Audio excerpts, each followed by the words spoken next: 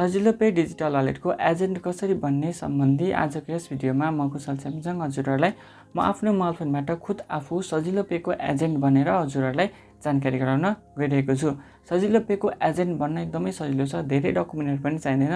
तपाईसँग आफ्नो पर्सनल पान नम्बर अथवा तपाईको बिजनेस पान नम्बर छ भने तपाईले आफ्नो बिजनेस पान अथवा पर्सनल पान नम्बर युज गरेर पनि सजिलो पेको एजेन्ट बन्न सक्नुहुन्छ। अब म हजुरहरूलाई मेरो मोबाइल फोनमा लगेर सजिलो पेबाट सजिलो पेको एजेन्ट कसरी बन्ने सम्बन्धी जानकारी गराउँछु। तपाईको फोनमा रहेको सजिलो पे एप्लिकेसनलाई खोल्नुहोस्। खोलिसकेपछि तपाईकोमा यस्तो खालको इन्टरफेस आउँछ। अब तपाईँ यसलाई स्क्रोल डाउन तल सारेर लास्टमा तपाईलाई यहाँनिर ग्रो एज अ सजिलो पे एजेन्ट भन्ने एउटा अप्सन दिइरहेको छ। तपाईँ एकचोटि क्लिक गर्नुहोस्।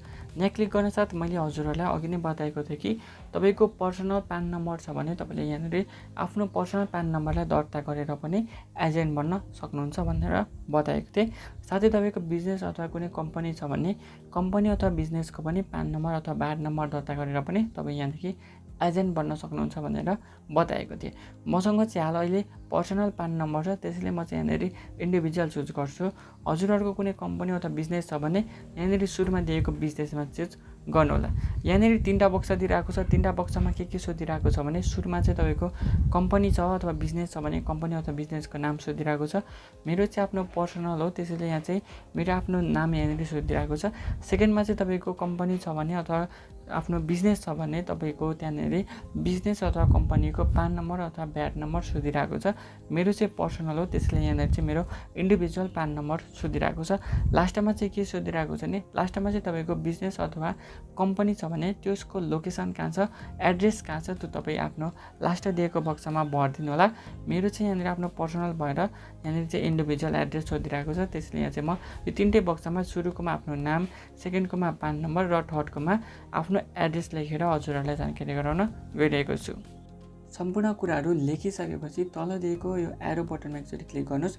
एरो बटनमा क्लिक गर्न साथ तपाईँलाई यहाँनिर सुरुमा पान नम्बरको फोटो मागिरहेको छ। सेकेन्डमा ओनरको पासपोर्ट साइजको फोटो, ओनर मतलब जसको नाममा दर्ता हुँदैछ उसको यहाँनिर पासपोर्ट साइजको फोटो मागिरहेको छ। थर्डमा चाहिँ यहाँनिर नागरिकताको अगाडिपट्टिको फोटो, लास्टमा नागरिकताको पछाडिपट्टिको फोटो मागिरहेको छ।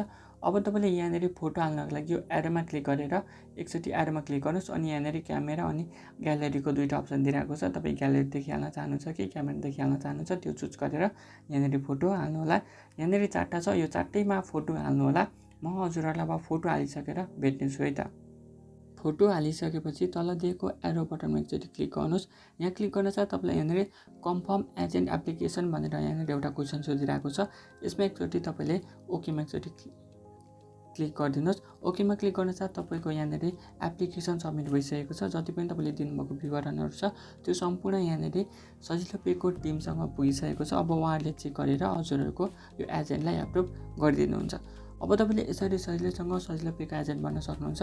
अनि तपाईँहरू सजिलो पेमा इसेवा एमपे खल्तीबाट पैसा ट्रान्सफर गर्न चाहनुहुन्छ भने त्यसको लागि तपाईँले हाम्रो फेसबुक पेज अथवा इन्स्टाग्राममा हामीलाई मेसेज गर्नुभयो भने हामी तपाईँहरूको रकमलाई एउटा वालेटबाट अर्को वालेटमा ट्रान्सफर गरिदिन्छौँ।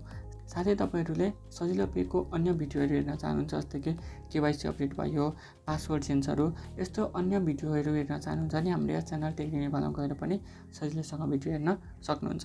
यो भिडियो के कस्तो लाग्यो तल कमेन्ट बक्समा भन्न चाहिँ नबिर्सिनु होला। अर्को भिडियोमा भेट्न लिँदै जय नेपाल।